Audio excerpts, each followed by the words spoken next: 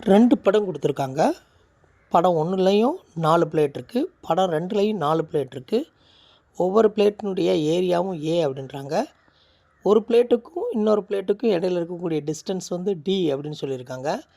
அப்படி இருக்குன்னு சொன்னாக்க படம் 1ல் இருக்கக்கூடிய டோட்டல் கெப்பாசிட்டன்ஸுக்கும் படம் 2ல் இருக்கக்கூடிய டோட்டல் கெப்பாசிட்டன்ஸுக்கும் இருக்கக்கூடிய ரேஷியோ எவ்வளவு அப்படின்னு கேட்டிருக்கிறாங்க.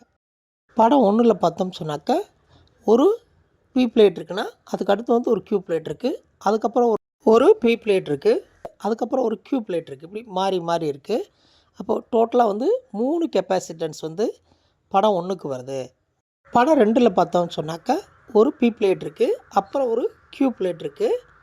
அதுக்கப்புறம் ஒரு கியூ பிளேட் இருக்குது. இந்த 2 கியூ பிளேட்டு தொடர்ந்து வருது பாருங்கள். அதுக்கு இடையில் கெப்பாசிட்டன்ஸ் வந்து இல்லை. அதுக்கப்புறம் பார்த்தோம்னா அந்த கியூ பிளேட்டுக்கு செகண்ட் கியூ பிளேட்டுக்கு அப்புறம் ஒரு பி பிளேட் இருக்குது. அங்கே ஒரு கெப்பாசிட்டன்ஸ் இருக்குது. அப்போ படம் 2ல் பார்த்தோம்னாக்கா மேலே ஒரு கெப்பாசிட்டன்ஸு பிக்கும் கியூக்கும் இடையில். அதுக்கப்புறம் கீழே வந்தோம்னா கியூக்கும் பிக்கு இடையில் இன்னொரு கெப்பாசிட்டன்ஸு. மொத்தம் 2 கெப்பாசிட்டன்ஸ் தான் இருக்குது.